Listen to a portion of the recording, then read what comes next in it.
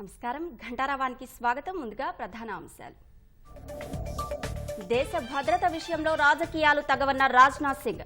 Radar project కేంద్రంతో పర్యావరణానికి నష్టం జరగదని స్పష్టీకరణ. దామగుండంపై ఆరోపణలతో వివాదాలకు తెరలేపొద్దన్న ముఖ్యమంత్రి. బీఆర్ఎస్ పోరాటం హాస్యాస్పదమంటూ కిషన్ రెడ్డి విమర్శ.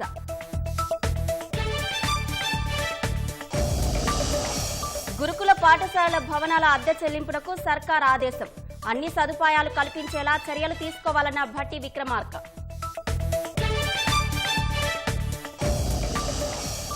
ఐఏఎస్లకు డీఓపీటీ ఆదేశాలపై మధ్యంతర ఉత్తర్వులకు సీఏటీ నిరాకరణ. ప్రతివాదులకు నోటీసులు. విచారణ వచ్చే నెల 5వ తేదీకి వాయిదా. మహారాష్ట్రలో ఒక విడత, జార్ఖండ్లో 2 దశల్లో ఎన్నికలు. నవంబర్ 13, 20 తేదీల్లో పోలింగ్, 23న లెక్కింపు.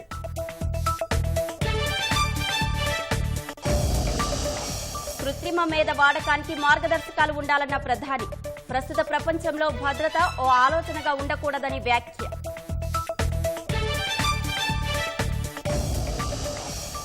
భారత ఏజెంట్లకు బిష్నోయ్ గ్యాంగ్తో లింకులంటూ కెనడా ఆరోపణ. ఏమాత్రం నిజం లేదంటూ కేంద్ర ప్రభుత్వం ధ్వజం.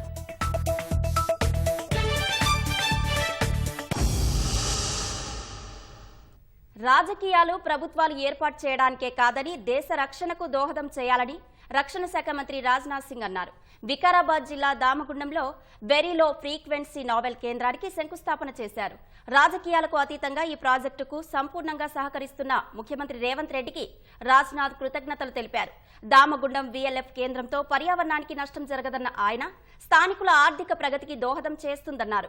బంగాళాఖాతం, హిందూ మహాసముద్రంలో భద్రతకు సరిహద్దు దేశాలు కలిసికట్టుగా కృషి చేయాలని, ఏ ఒక్కరూ దూరమైనా బయట శక్తులకు అవకాశం లభిస్తుందని రాజ్నాథ్ హెచ్చరించారు. వికారాబాద్ జిల్లా దామగుండంలో వీఎల్ఎఫ్ రాడార్ స్టేషన్ నిర్మాణానికి కేంద్ర రక్షణ శాఖ మంత్రి రాజ్నాథ్ శంకుస్థాపన చేశారు. సీఎం రేవంత్ రెడ్డి, కేంద్ర హోంశాఖ సహాయ మంత్రి బండి సంజయ్ సహా ఇతర ప్రజాప్రతినిధులు ఈ కార్యక్రమంలో పాల్గొన్నారు. దామగుండంలో వీఎల్ఎఫ్ కేంద్రం ఏర్పాటుపై కొందరు లేనిపోయిన ఆరోపణలు చేస్తూ వివాదాలకు తెరలేపుతున్నారని సీఎం రేవంత్ రెడ్డి విమర్శించారు. దేశ భద్రతకు సంబంధించిన ప్రాజెక్టుపై రాజకీయం చేయడం సరికాదని హితవు పలికారు. ఈ ప్రాజెక్టుకు బీఆర్ఎస్ ప్రభుత్వమే అన్ని అనుమతులు ఇచ్చిందని రేవంత్ రెడ్డి గుర్తు చేశారు. పార్టీలు, సిద్ధాంతాలు వేరైనా దేశ భద్రత, రక్షణ విషయంలో రాజీ పడబోమన్నారు. నేవీ కళాశాలలో 25% సీట్లు స్థానికులకు ఇవ్వాలని కేంద్రానికి ముఖ్యమంత్రి విజ్ఞప్తి చేశారు. ఈ ప్రాజెక్టు యొక్క ప్రాధాన్యత తెలంగాణ సమాజం గుర్తించాలి. వివాదాలకు తెరలేపుతున్న వాళ్ళు దేశ భద్రత గురించి, దేశ రక్షణ గురించి ఆలోచన చేయాలి. దేశ రక్షణ కోసం ఏర్పాటు చేస్తున్న ప్రాజెక్టులను కూడా రాజకీయాల కోసం వివాదం చేసే ప్రయత్నం చేసే వాళ్లకు కనువిప్పు కలగాలి. 2017లోనే వాళ్ళు ఉన్నప్పుడే ఈ భూ బదలాయింపు గాని, అదేవిధంగా ఈ చెట్లు వీటిని ఇంకా ఫారెస్ట్ ను అభివృద్ధి చేయడానికి నిధులు తెలంగాణ రాష్ట్రానికి ఇవ్వడం గాని పూర్తి స్థాయిలో గత ప్రభుత్వంలోనే ఈ నిర్ణయాలన్నీ జరిగినాయి. ఈ రోజు నేను ముఖ్యమంత్రి అయిన తర్వాత ఈ ప్రాజెక్టును ప్రారంభించుకోవాలని చెప్పి రాజ్నాథ్ సింగ్ గారు నన్ను అడగడంతో దేశ భద్రతకు సంబంధించిన విషయంలో మనం రాజీ పడకూడదు అని ఈ కార్యక్రమాన్ని ఇంకా ముందుకు కొనసాగించను. పర్యావరణ రక్షకులకు, పర్యావరణ ప్రేమికులకు నేను ఒక మాట చెప్పదలుచుకున్నా. దేశంలో ఉన్న ప్రజలు ఉంటేనే ఈ పర్యావరణం గురించి మనము చర్చించుకుంటాము. దేశ భద్రతకు ముప్పు ఏర్పడే పరిస్థితుల నుంచి కాపాడడానికి ఏర్పాటు చేస్తున్న ప్రాజెక్టును వివాదాస్పదం చేయడం ఏమాత్రం సమంజసం కాదు అని చెప్పి నేను ఈ సందర్భంగా చెప్పదలుచుకున్నా. దేశ భద్రత విషయంలో వీఎల్ఎఫ్ కేంద్రం చాలా ముఖ్యమైందని రాజ్నాథ్ వ్యాఖ్యానించారు. బంగాళాఖాతం, హిందూ సముద్రంలో రక్షణ అనేది భారత్కు అత్యంత కీలకమని, ఇందుకు పొరుగు దేశాల సహకారం కూడా అవసరమని రాజ్నాథ్ వివరించారు. ఏ ఒక్క దేశం వెనకడుగు వేసినా బయట శక్తులకు అవకాశం లభిస్తుందని హెచ్చరించారు. సముద్రంపై ఆధిపత్యం సాధించిన వాళ్లే మరింత అభివృద్ధి చెందుతారని వివరించారు. आज कई मिनरल्स, कई रेयर अर्थ इत्यादि जो समुद्र के अंदर पाए जाते हैं, इन मैरीन रिसोर्सेज को प्राप्त करने के लिए दुनिया के बड़े बड़े पावर्स हिंद महासागर क्षेत्र में आने के लिए होड़ लगा रखी है। साथियों, इतिहास भी इस बात का गवाह है कि जिस भी देश ने दुनिया में अपनी विशेष पहचान बनाई है, जो शक्तिशाली बने हैं, उन्होंने एक समय में समुद्र पर डोमिनेट जरूर किया है। इस स्ट्रेटेजिक डोमिनेशन तथा रिसोर्सेज के कंपटीशन में अगर भारत को अपना इंटरेस्ट सिक्योर करना है तो हमारे पास प्लेटफॉर्म्स और इक्विपमेंट्स का यह होना तो जरूरी है ही, परंतु इसके साथ साथ कम्युनिकेशन सिस्टम का भी एक मजबूत होना यह बहुत ही आवश्यक है। इसीलिए यह वेरी लो फ्रीक्वेंसी आज इसका जो यहाँ पर शिलान्यास हुआ है उसका एक महत्व है। వీఎల్ఎఫ్ కేంద్రం వికారాబాద్ జిల్లా అభివృద్ధికి దోహదం చేస్తుందని, పర్యావరణానికి ఎలాంటి నష్టం ఉండదని రాజ్నాథ్ సింగ్ భరోసా ఇచ్చారు. उनके मन में कुछ भ्रांतियां, कुछ कंफ्यूजन थी तथा इस प्रोजेक्ट के पर्यावरण को लेकर के ऊपर पड़ने वाले प्रभाव को लेकर भी कुछ गलतफहमियां पैदा हुई। मैं इस मंच से इन सभी लोगों को आश्वासन देना चाहता हूं कि सरकार खुद पर्यावरण सुरक्षा को लेकर अत्यंत गंभीर है। हमने इस बात का भी ध्यान रखा है कि इस वेरी लो फ्रीक्वेंसी स्टेशन के निर्माण के समय अगर जरूरत हुई तो प्रभावित नागरिकों के पुनर्वास की व्यवस्था भी इंश्योर की जाएगी, लेकिन मैं समझता हूं शायद आवश्यकता इसे न महसूस। साथियों, आप देखिए कि पिछले 35 वर्षों से INS कट्टाबोमन में जो हमारा कम्युनिकेशन स्टेशन इस समय कार्यरत है, उसने भी वहां लोकल इकोसिस्टम पर किसी प्रकार का नेगेटिव इम्पैक्ट नहीं होने दिया है। वहां की बायोडाइवर्सिटी और वाइल्ड दोनों आज सुरक्षित हैं, कोई भी जाकर उसे देख सकता है। हम इस VLF स्टेशन में और भी नई टेक्नोलॉजी के साथ यह सुनिश्चित कर रहे हैं कि पर्यावरण पर किसी भी प्रकार का एडवर्स इंपैक्ट न पड़े। साथियों, इसके साथ ही ये वेरी लो फ्रीक्वेंसी स्टेशन यहाँ की लोकल पॉपुलेशन के लिए भी रोजगार और आर्थिक विकास के नए आयाम खोलेगा, यह भी आपको मैं भरोसा दिलाना चाहता हूँ। దామగుండంలో వెరీ లో ఫ్రీక్వెన్సీ నావల్ కేంద్రం ఏర్పాటుకు అన్ని విధాలా అండగా నిలుస్తున్న రాష్ట్ర ప్రభుత్వం, ముఖ్యమంత్రి రేవంత్ రెడ్డికి కేంద్ర మంత్రి రాజ్నాథ్ కృతజ్ఞతలు తెలిపారు. साथियों, इस वेरी लो फ्रीक्वेंसी स्टेशन के निर्माण से जुड़े सभी स्टेक होल्डर्स को भी मैं अपनी तरफ से हार्दिक बधाई देता हूं। इसके साथ ही मैं तेलंगाना सरकार का और विशेष रूप से तेलंगाना के माननीय मुख्यमंत्री श्री ए रेवंत रेड्डी जी का भी विशेष योगदान के लिए मैं तहे दिल आभार व्यक्त करता हूं। जैसा उन्होंने कहा कि राजनीति का मतलब यह नहीं है कि जो देश हित में काम हो उसे न किया जाए, और बड़े दिल के साथ उन्होंने इस काम को किया है। हम सभी जानते हैं राजनीति केवल सरकार बनाने के लिए नहीं की जाती है, राजनीति यदि की जाती है तो देश बनाने के लिए राजनीति की जाती है। शायद इसी भाव से उन्होंने सहज रूप से अपना पूरा सहयोग प्रदान किया है।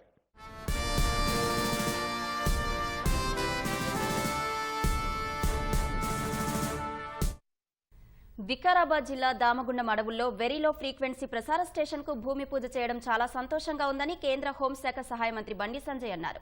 ఆ రాడార్ స్టేషన్ ఏర్పాటు ఇప్పటిది కాదని, గత 14 ఏళ్లుగా పెండింగ్ లో ఉందని గుర్తు చేశారు.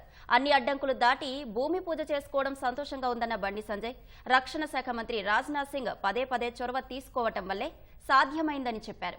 బీఆర్ఎస్ అధికారంలో ఉన్నప్పుడు రాడార్ వ్యవస్థ ఏర్పాటుకు ఆమోదం తెలిపిందని బండి సంజయ్ గుర్తు చేశారు. అధికారంలో ఉన్నప్పుడు ఆమోదించిన బీఆర్ఎస్ నేతలే వ్యతిరేకిస్తున్నారంటే ఏమనుకోవాలని ప్రశ్నించారు. తెలంగాణకు గర్వకారణమైన ప్రాజెక్టుపై బీఆర్ఎస్ కేసీఆర్ కుటుంబం బాధ్యతారహితంగా వ్యవహరిస్తోందని బీజేపీ రాష్ట్ర అధ్యక్షుడు కిషన్ రెడ్డి మండిపడ్డారు. బీఆర్ఎస్ అధికారంలో ఉండగానే దామగుండంలో వెరీలో ఫ్రీక్వెన్సీ రాడార్ వ్యవస్థ ఏర్పాటుకి అనుమతిచ్చి ఇప్పుడు విమర్శలు చేస్తోందని కిషన్ రెడ్డి ఆక్షేపించారు.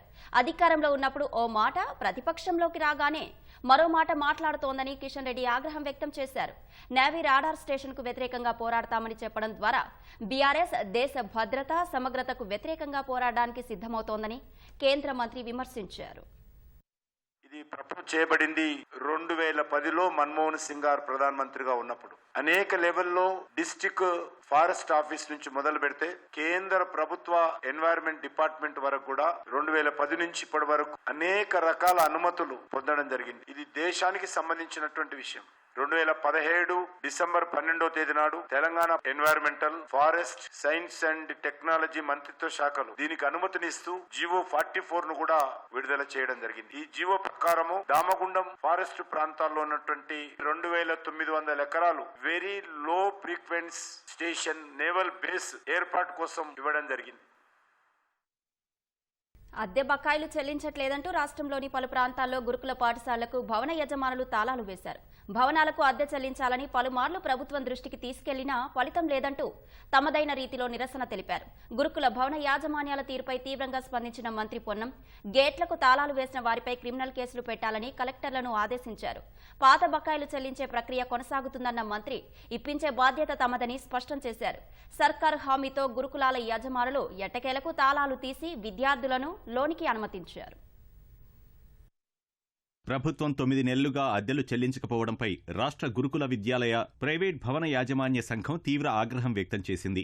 సర్కార్ వైఖరికి నిరసనగా దసరా సెలవుల అనంతరం పాఠశాలలు తెరుచుకునే రోజే రాష్ట్ర వ్యాప్తంగా పలు గురుకుల భవనాలకు భవన యజమానులు తాళాలు వేశారు. జయశంకర్ భూపాలపల్లి జిల్లా రేగొండ మండలంలోని లింగాల క్రాస్ వద్ద ఉన్న జ్యోతిరావు పూలే బాలికల గురుకుల భవనం, మంచిర్యాల జిల్లా బెల్లంపల్లి పట్టణంతో పాటు తాండూరు మహాత్మా జ్యోతిరావు పూలే వసతిగృహ పాఠశాలలకు తాళాలు వేశారు. యాదాద్రి భువనగిరి జిల్లా మోత్కూరు గురుకుల పాఠశాల భవనం, సూర్యాపేట జిల్లా హుజూర్ నగర్ మైనార్టీ గురుకుల పాఠశాల భవనానికి యాజమాన్యాలు తాళాలు వేశాయి. భవనాలకు అద్దె చెల్లించాలని పలుమార్లు ప్రభుత్వం దృష్టికి తీసుకువెళ్లినా ఫలితం లేదని గురుకులాల భవన యజమానులు పేర్కొన్నారు.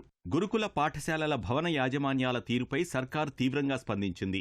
గేట్లకు తాళాలు వేసిన వారిపై క్రిమినల్ కేసులు నమోదు చేయాలని మంత్రి పొన్నం ప్రభాకర్ కలెక్టర్లకు ఆదేశాలు జారీ చేశారు. రాష్ట్రంలో 70% గురుకులాలు అద్దె భవనాల్లో కొనసాగుతున్నాయని, వాటి నిర్వహణ గత ప్రభుత్వం గాలికొదిలేసిందని అన్నారు. తాము అధికారం చేపట్టి 10 నెలలు అవుతుందన్న మంత్రి బకాయిల వివరాలు తెప్పించి త్వరలోనే నిధుల విడుదలకు కృషి చేస్తామన్నారు. ఇతరులు చెప్పే మాటలు విని బ్యానర్లు ఏర్పాటు చేసిన యజమానులు వెంటనే వాటిని తొలగించాలని కోరారు. పేద విద్యార్థులు చదువుకుంటున్న గురుకులాలు సవ్యంగా సాగేందుకు యజమానులు సహకరించాలని, లేదంటే కఠిన చర్యలు తప్పవని హెచ్చరించారు. గురుకుల పాఠశాలల బంద్ చేసి అవకాశం లేకుండా చేస్తే జిల్లా కలెక్టర్లకు, జిల్లా ఎస్పీలందరికీ ఆదేశాలు ఇస్తా ఉన్నాం. అటువంటి చర్యలకు పాల్పడ్డ వారిపై క్రిమినల్ చర్యలు తీసుకోమని కోరుతా ఉన్నాం. పాత బకాయిలను వసూలు చేసుకుని ఆనాడు అడిగే ధైర్యం కూడా లేని మీరు ఇవాళ మీరు పాఠశాలలు మోసిస్తారా? ఇది మంచి పద్ధతి కాదు. మీ పట్ల సానుకూలంగా ప్రభుత్వం ఆలోచన చేస్తోంది. మీ సమస్య పరిష్కరించాలనేటువంటి విధంగా మా యొక్క ప్రయత్నం కొనసాగుతోంది. కాబట్టి దయచేసి మళ్ళొక్కసారి చెప్తా ఉన్నా, ప్రభుత్వంతో ఇటువంటి కవ్వింపు చర్యకు పాల్పడొద్దు. మంచిది కాదు. తగిన చర్యలుంటాయి. పాఠశాలలు అన్ని కూడా సజావుగా సాగాలి. ఎక్కడ కూడా ఇబ్బంది జరగదు. ఇబ్బంది జరిగినట్టు దృష్టికి వస్తే తప్పకుండా క్రిమినల్ చర్యలు తీసుకోబడతాయి. గురుకుల పాఠశాలల అద్దె భవనాల బకాయిలపై మంత్రి పొన్నం సానుకూలంగా స్పందించి చెల్లిస్తామనడంతో పాఠశాలల గేట్లకు వేసిన తాళాల్ని తీసిన యజమానులు సిబ్బంది, విద్యార్థుల్ని లోనికి స్వాగతించారు. గురుకుల పాఠశాలలు నడుస్తున్న ప్రైవేటు భవనాల అద్దె బకాయిలను వెంటనే విడుదల చేయాలని అధికారులను ఉప ముఖ్యమంత్రి భట్టి విక్రమార్క ఆదేశించారు. అద్దె భవనాల యజమానులతో మాట్లాడి అన్ని సదుపాయాలు కల్పించేలా చర్యలు తీసుకోవాలని తెలిపారు. గురుకుల సొసైటీల కార్యదర్శులతో సమీక్ష నిర్వహించిన ఆయన క్షేత్రస్థాయిలో పర్యటించి ప్రతిరోజు ఒక పాఠశాలను పరిశీలించాలని స్పష్టం చేశారు. పెరుగుతున్న ధరలకు అనుగుణంగా గురుకుల విద్యార్థులకు మెస్ ఛార్జీలు పెంచాలని ప్రభుత్వం నిర్ణయించినందున సంబంధిత అధికారులు సమావేశమై మెస్, కాస్మోటిక్స్, ట్యూటర్ల ఛార్జీల పెంపునకు చర్యలు తీసుకోవాలని సూచించారు. ఆంధ్రప్రదేశ్ విభజన సమయంలో కేటాయించిన రాష్ట్రాలకు వెళ్లాలంటూ కేంద్ర సిబ్బంది వ్యవహారాల శాఖ డీఓపీటీ పలువురు ఐఏఎస్లకు ఇచ్చిన ఆదేశాలపై మధ్యంతర ఉత్తర్వులు ఇవ్వడానికి కేంద్ర పరిపాలనా ట్రైబ్యునల్ నిరాకరించింది. డీఓపీటీ ఉత్తర్వులను సవాల్ చేస్తూ ఐఏఎస్లు దాఖలు చేసిన పిటిషన్పై కేంద్రం డీఓపీటీలకు ట్రైబ్యునల్ నోటీసులు జారీ చేసింది. నవంబర్ 5లోపు కౌంటర్ దాఖలు చేయాలని ఆదేశించింది. ఏపీ విభజన సమయంలో కేటాయించిన రాష్ట్రాలకు వెళ్లాలంటూ ఈ నెల 9న డీఓపీటీ ఇచ్చిన ఉత్తర్వులు సవాలు చేస్తూ రాష్ట్రంలో విధులు నిర్వహిస్తున్న ఐఏఎస్లు వాకాటి కరుణ, వాణిప్రసాద్, రోనాల్డ్ రోస్, ఆమ్రపాలి, ఏపీలో విధులు నిర్వహిస్తున్న ఐఏఎస్లు హరికిరణ్, సృజన, శివశంకర్ వేసిన పిటిషన్పై క్యాట్లో విచారణ జరిగింది. ఈ విచారణలో ఐఏఎస్ల అభ్యర్థనను పరిశీలించి కేటాయింపులు జరపాలన్న హైకోర్టు ఆదేశాలను డీఓపీటీ పరిగణలోకి తీసుకోలేదని పిటిషనర్లు వాదించారు. ఈ అంశంపై 1 మ్యాన్ కమిటీ ఏర్పాటు హైకోర్టు ఆదేశాలకు విరుద్ధమని తెలిపారు. ఈ దశలో 1 మ్యాన్ కమిటీ ఏర్పాటు చేసినప్పుడు హైకోర్టుకు ఎందుకు వెళ్లలేదని పిటిషనర్లను క్యాట్ ప్రశ్నించింది. ఏపీలోని పలు జిల్లాలో వరదలు వచ్చాయని, ఆయా ప్రాంతాల్లో పనిచేయడం ఇష్టం లేదా అని అడిగింది. ఈ దశలో ప్రత్యూష్ సిన్హా కమిటీ ప్రకారం కేటాయింపులు జరపలేదన్న పిటిషనర్లు ఈ నెల 16లోపు కేటాయించిన రాష్ట్రాల్లో రిపోర్టు చేయాలన్న డీఓపీటీ ఉత్తర్వులను రద్దు చేయాలని కోరారు. ఇందుకు క్యాట్ నిరాకరించింది. అటు క్యాట్ ఉత్తర్వులు వచ్చిన తర్వాత హైకోర్టును ఆశ్రయిస్తామని ఐఏఎస్లు తెలిపారు. 9/10/2024 ప్రొసీడింగ్స్ ఏదైతే ఉన్నాయో వీళ్ళందరినీ ఆంధ్ర తెలంగాణకి అలొకేట్ చేసింది ఏదైతే ఉన్నాయో దాన్ని సక్సెడ్ చేయమని మేము ప్రేయర్ పెట్టాము. దాని మీద ఆర్గనైజ్ అయ్యాము. ఇంట్రీమ్ ఆర్డర్ అడిగాము, సస్పెండ్ చేయమన్నాము. కోర్టు సస్పెండ్ చేయలేదు, నోటీస్. రాష్ట్రంలో గ్రూప్ 1 మెయిన్స్ పరీక్షలకు మార్గం సుగమమైంది. గ్రూప్ 1 నోటిఫికేషన్ ప్రాథమిక కీని సవాల్ చేస్తూ దాఖలైన 2 పిటిషన్లను హైకోర్టు కొట్టివేసింది. 2022లో జారీ చేసిన నోటిఫికేషన్ రద్దు చేయకుండానే మరో నోటిఫికేషన్ జారీ చేయడం చెల్లదని, ప్రాథమిక కీలో తప్పులున్నాయని, వాటిని సవరించాలన్న అభ్యంతరాలను పట్టించుకోలేదని దాఖలైన పిటిషన్లను హైకోర్టు కొట్టేసింది. ఆ పిటిషన్లపై విచారణలో గ్రూప్ 1 పరీక్షలో అవకతవకలు జరిగాయని, ఇదే హైకోర్టు పరీక్షను రద్దు చేసినట్టు పిటిషనర్లు గుర్తు చేశారు. ప్రిలిమ్స్ తుదికీలో 7 ప్రశ్నలకు సమాధానాలు తప్పుగా ఉన్నట్టు తెలిపారు. ఆ ప్రశ్నలు తొలగించి తాజా కీని విడుదల చేసి అభ్యర్థుల జాబితా సిద్ధం చేయాలన్నారు. గ్రూప్ 1 ప్రిలిమ్స్ రాసిన 3 లక్షల మంది నుంచి 7,191 అభ్యంతరాలు స్వీకరించినట్లు టీజీపీఎస్సీ కోర్టుకు తెలిపింది. అభ్యంతరాలను సబ్జెక్టుల వారి నిపుణుల కమిటీ ఆమోదం తర్వాతే ఫలితాలు విడుదల చేసినట్లు వివరించింది. ప్రస్తుతం పిటిషన్లు దాఖలు చేసిన 5గురిలో ఒక్కరు మాత్రమే అభ్యంతరాలు తెలిపారని వివరించారు. ఒకరిద్దరికి అర్థం కానంత మాత్రాన అవి తప్పులు కాదని టీజీపీఎస్సీ కోర్టుకు వివరించింది. ఈ నెల 21 నుంచి మెయిన్స్ పరీక్షలు జరగనున్న దశలో కోర్టులు జోక్యం చేసుకుంటే అభ్యర్థులకు నష్టం జరుగుతుందని తెలిపింది. ఆ వాదనతో ఏకీభవించిన హైకోర్టు 2 పిటిషన్లను కొట్టివేసింది. ఈ తీర్పుతో 21 నుంచి జరిగే గ్రూప్ 1 మెయిన్స్ కు మార్గం సుగమమైంది. గ్రూప్ 1 మెయిన్స్ కు దాదాపు 32,000 మంది అర్హత సాధించగా టీజీపీఎస్సీ ఇప్పటికే హాల్ టికెట్లను వెబ్సైట్లో ఉంచింది. మహారాష్ట్ర, జార్ఖండ్ అసెంబ్లీ ఎన్నికలకు నగారా మోగింది. మహారాష్ట్రలో మొత్తం 288 అసెంబ్లీ నియోజకవర్గాలు ఉండగా ఒకే విడతలో నవంబర్ 20న పోలింగ్ నిర్వహించనున్నట్లు కేంద్ర ఎన్నికల ప్రధాన కమిషనర్ రాజీవ్ కుమార్ ప్రకటించారు. ఈ నెల 22న మహారాష్ట్ర అసెంబ్లీ ఎన్నికల నోటిఫికేషన్ జారీ చేయనున్నట్లు వెల్లడించారు. ఈ నెల 29 నుంచి నామినేషన్లు స్వీకరించనున్నట్లు వివరించారు. మహారాష్ట్రలో 9.63 కోట్ల మంది ఓటర్లు ఉండగా 1,186 పోలింగ్ కేంద్రాలు ఏర్పాటు చేస్తున్నట్లు సీఈసీ రాజీవ్ కుమార్ వివరించారు. జార్ఖండ్ అసెంబ్లీలో మొత్తం 81 స్థానాలు ఉండగా 2 విడతల్లో పోలింగ్ నిర్వహించనున్నట్లు తెలిపారు. నవంబర్ 13న తొలి విడత, నవంబర్ 20న రెండో విడత పోలింగ్ జరుగుతుందని చెప్పారు. నవంబర్ 23న మహారాష్ట్ర, జార్ఖండ్ అసెంబ్లీ ఎన్నికల ఓట్ల లెక్కింపు చేపట్టనున్నట్లు వివరించారు. వేర్వేరు రాష్ట్రాల్లోని 47 శాసనసభ స్థానాలు, కేరళ, వయనాడు లోక్సభ స్థానానికి జరిగే ఉప ఎన్నికలకు నవంబర్ 13న పోలింగ్ నిర్వహించనున్నట్టు తెలిపారు. మహారాష్ట్రలో నాందేడ్, ఉత్తరాఖండ్లోని కేదార్నాథ్ అసెంబ్లీ స్థానాల ఉప ఎన్నికల పోలింగ్ నవంబర్ 20న పోలింగ్ నిర్వహిస్తామని చెప్పారు. ఈ ఫలితాలు కూడా నవంబర్ 23నే ఇస్తామని వివరించారు. డిజిటల్ టెక్నాలజీతో పాటు కృత్రిమ మేధను నైతికంగా వినియోగించేందుకు గ్లోబల్ ఫ్రేమ్వర్క్ మార్గదర్శకాలు ఉండాలని ప్రధాని మోదీ పిలుపునిచ్చారు. పరస్పర ఆధారిత ప్రపంచంలో భద్రత ఓ ఆలోచన మాత్రమే కాకూడదని అన్నారు. ఢిల్లీలోని భారత్ మండపంలో అంతర్జాతీయ telecommunication union India mobile Congress ను ప్రధాని మోదీ ప్రారంభించారు.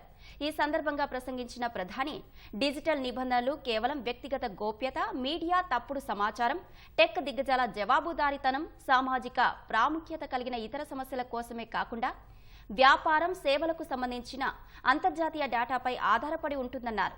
ప్రస్తుతం అందుబాటులో ఉన్న డిజిటల్ టూల్స్, అప్లికేషన్లను నియంత్రించే శక్తి ఏ దేశానికి లేదని ప్రధాని గుర్తు చేశారు. ప్రస్తుత సాంకేతిక విప్లవానికి మానవ కేంద్రంగా సాగాల్సిన అవసరం ఉందన్నారు. బాధ్యతాయుతమైన, స్థిరమైన ఆవిష్కరణలు జరగాలని ప్రధాని మోదీ పిలుపునిచ్చారు.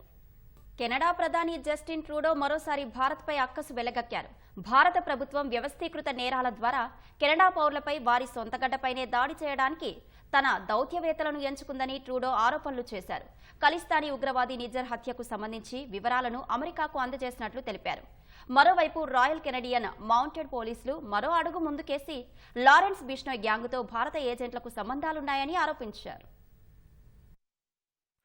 భారత ప్రభుత్వం వ్యవస్థీకృత నేరాల ద్వారా కెనడా పౌరులపై దాడి చేయడానికి, సొంత గడ్డపైనే వారికి అరక్షిత వాతావరణం కల్పించడానికి తన దౌత్యవేత్తలను నియమించిందని కెనడా ప్రధాని జస్టిన్ ట్రూడో ఆరోపించారు. ఇది ఢిల్లీ చేసిన ఘోర తప్పిదమన్నారు. భారత ప్రభుత్వ ఏజెంట్లు తమ పౌరులపై బెదిరింపులకు, హింసాత్మక చర్యలకు పాల్పడ్డారని ఆరోపించారు. ఖలిస్తానీ ఉగ్రవాది నిజ్జర్ హత్య కేసుకు సంబంధించి 2 దేశాలు దౌత్యవేత్తల్ని బహిష్కరించిన తర్వాత ట్రూడో మీడియాతో మాట్లాడుతూ భారత్పై ఆరోపణలు చేశారు. 6 భారత ఏజెంట్లు తమ దేశ ప్రజా భద్రతకు ముప్పు కలిగించే కార్యకలాపాల్లో నిమగ్నమై ఉన్నారని, అందుకు ఆధారాలు ఉన్నట్లు తెలిపారు.